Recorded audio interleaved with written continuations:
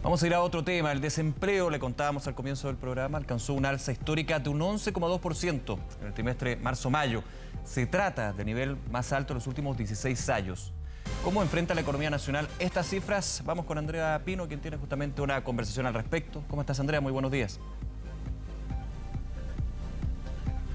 ¿Cómo están? Buenos días. Estamos junto a Sandra Quijada, directora subrogante del Instituto Nacional de Estadísticas, para desglosar estas cifras que se han entregado el día de ayer. Es la mayor cifra de la actual serie de la encuesta, que parte en el año 2010. Sin embargo, algunos comparan esta cifra con el registro de agosto de 2004 y por eso se dice que es el mayor registro en 16 años. Le vamos a preguntar de inmediato a la directora, ¿se pueden comparar el registro del día de ayer con el registro de agosto de 2004 o más bien no corresponde por los cambios que se hizo en la metodología? Hola, muy buenos días. Efectivamente, en 2010 el Instituto Nacional de Estadística hizo un cambio metodológico en el cuestionario muy importante que no permite la comparación con una cifra anterior a la del año 2010 en términos metodológicos estrictos. Entonces, sí podemos decir que efectivamente es la cifra más alta desde el año 2010 en adelante. Ahora, Sandra, ¿qué pasa con la fuerza de trabajo, las personas que salieron del mercado? ¿Cómo impacta estos resultados, que de todas maneras sigue siendo la cifra más alta desde 2010? Claro, aquí hay dos factores muy importantes. El primero es que bajó significativamente la cantidad de ocupados, disminuyó un 16,5%, esos son alrededor de 1.475.000 personas, es mucha gente. Y por otra parte, ¿cierto?, hubo mucha gente que salió de la fuerza de trabajo. Hubo un aumento de un 27%, entonces eso implica que 1.255.000 personas no están buscando trabajo a pesar de que eventualmente pudieran estar disponibles para ello. Entonces, estos dos factores hacen que la tasa de desempleo aumente. Directora, ¿qué pasa con el desempleo femenino? Por género es el más impactado, y también con los jóvenes, por grupo etario. Sí, en general, cuando las cifras de desempleo se ven deterioradas, como en este caso, los grupos más afectados siempre son los adultos mayores y los jóvenes. Y efectivamente, si bien todos los tramos etarios están afectados por el descenso en la ocupación, efectivamente los jóvenes son quienes más están complicados, con una tasa de desocupación bien importante.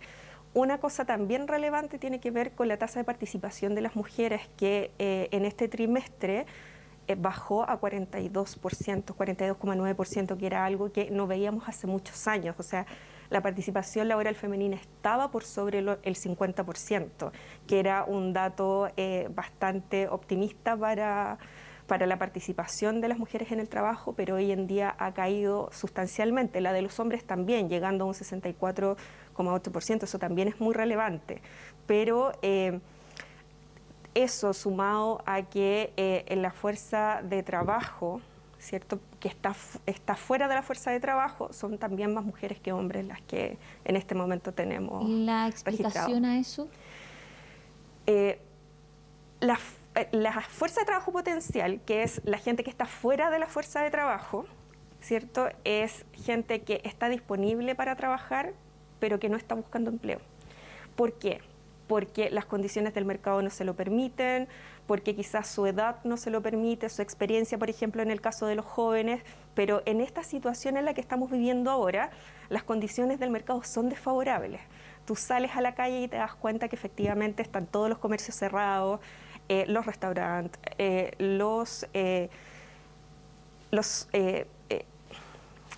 ¿Hoteles? Sí, los hoteles.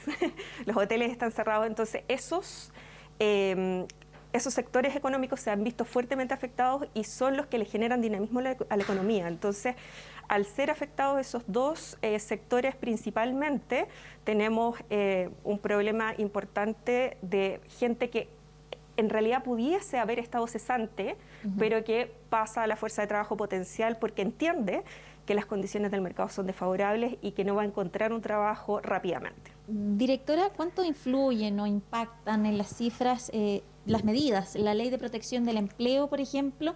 ¿Y cómo se podría proyectar esto en los próximos meses? ¿Cómo podría venir quizás con las cifras a la vista el próximo trimestre móvil?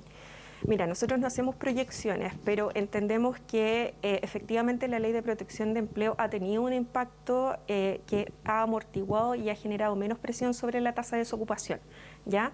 Porque hoy día tenemos 689.000 personas calificados como ocupados ausentes, que es donde nosotros estamos categorizando a esta población, ¿ya?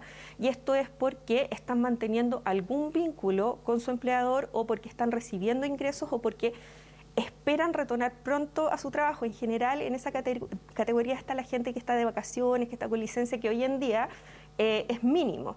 Entonces, si vemos el cambio respecto del trimestre 2019, vemos que la gente que tiene, permanece con un ingreso, ¿cierto?, subió un 40%.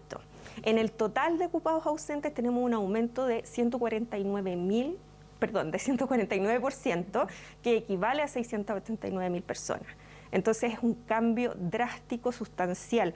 Se nota que efectivamente aquí hay algo que está afectando esa cifra y asumimos que es la Ley de Protección de Empleo, porque cuando preguntamos a las personas por qué están fuera de su trabajo, no están asistiendo a sus lugares de trabajo, tiene que ver con estas categorías.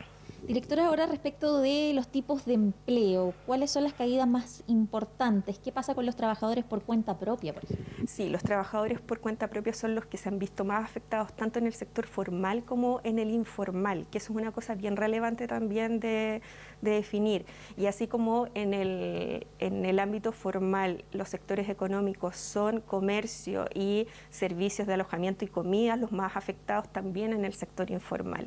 Entonces están los trabajadores por cuenta propia, ¿cierto?, que han estado afectados mayormente, los asalariados en un 8% y también el servicio doméstico en un 40% aproximadamente. Todas las categorías ocupacionales se vieron mermadas en la ocupación en este trimestre móvil.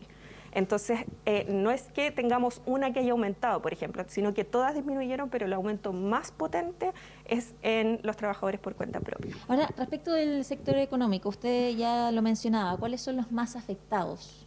Sí, comercio, ¿cierto?, que está en un 19% aproximadamente, y servicios de alojamiento y comida, que está en un 42%. Y si nosotros eso lo conectamos, por ejemplo, con los indicadores de índice de actividad económica que nuestra propia institución publicó ayer, vemos que el índice de actividad del comercio está alrededor de un 23% de caída, y del comercio minorista es de un 28% de caída. Entonces, efectivamente, dado que el sector se ha visto afectado, esto impacta en los ocupados de ese sector, así como también alojamiento y servicios de comida, que vemos en el indicador, ¿cierto?, del índice de ventas de servicios de alojamiento y comida, cayó en un 51%.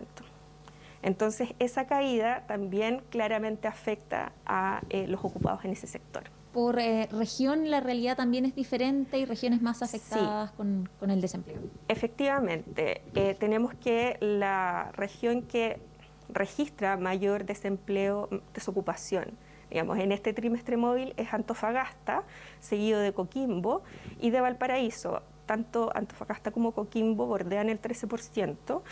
Y Valparaíso un 12,4%.